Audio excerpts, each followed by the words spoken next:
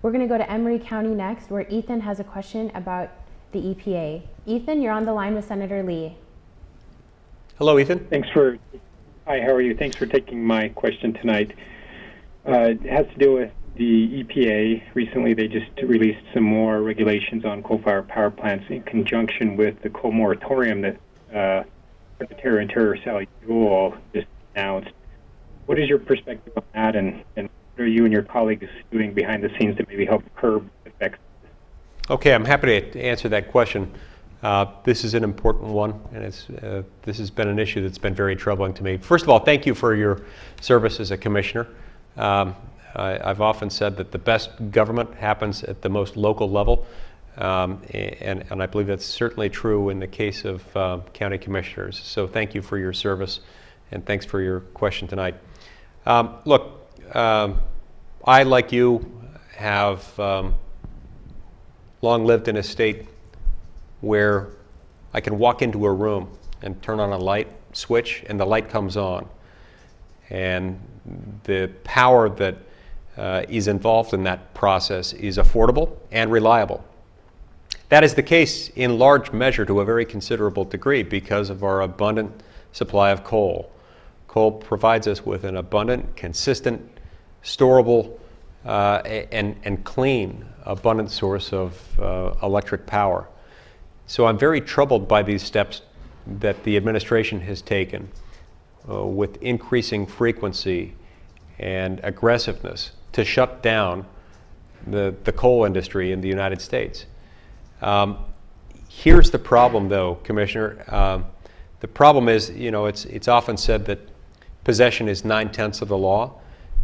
That is unfortunately true with respect to our federal government in Washington, D.C., because over the years, Congress has voluntarily surrendered so much of its authority.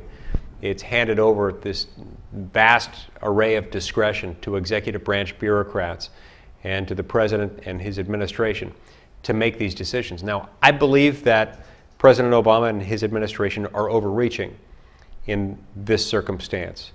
But there are, unfortunately, a lot of reasons why it's going to be difficult to overturn them in that process. Now, when they take a step like this, there are a few things that Congress can do. One of them involves withholding funding for that executive action.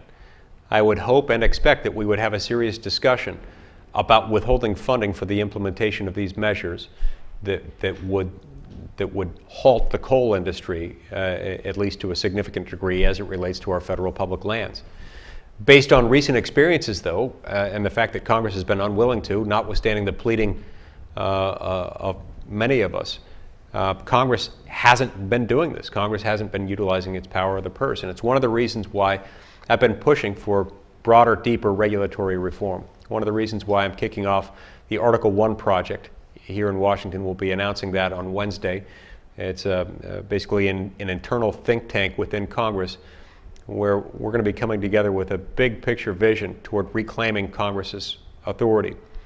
See, what's happened is that over time, for the last 7 or 8 decades, Congress, under the leadership of both political parties, has given up too much power. We'll pass laws with broad sweeping mandates that saying things like, we shall have clean air, and then we hereby delegate to the EPA the power to make and enforce rules that are effectively laws that define what clean air is, define what pollution is, and punish polluters. They then have the power to enforce those same regulations.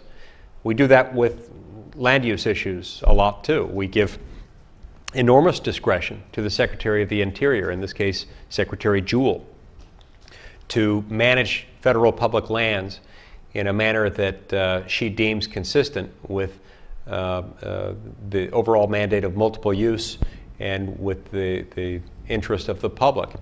The problem with that is that when we don't provide enough details, we lead ourselves in a very vulnerable position in which executive branch bureaucrats can come in and just do whatever they want. It's one of the reasons why we need to pass the REINS Act. The REINS Act, REINS in this setting stands for Regulations from the Executive in Need of Scrutiny.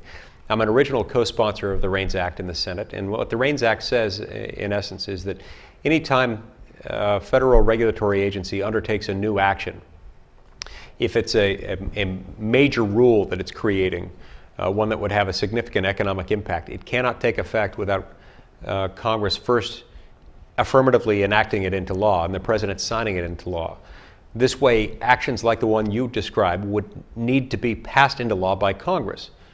And as is the case here, I don't think Congress would end up passing something saying we're effectively going to shut down the coal industry in America, or at least the coal industry insofar as it depends on access to federal public lands.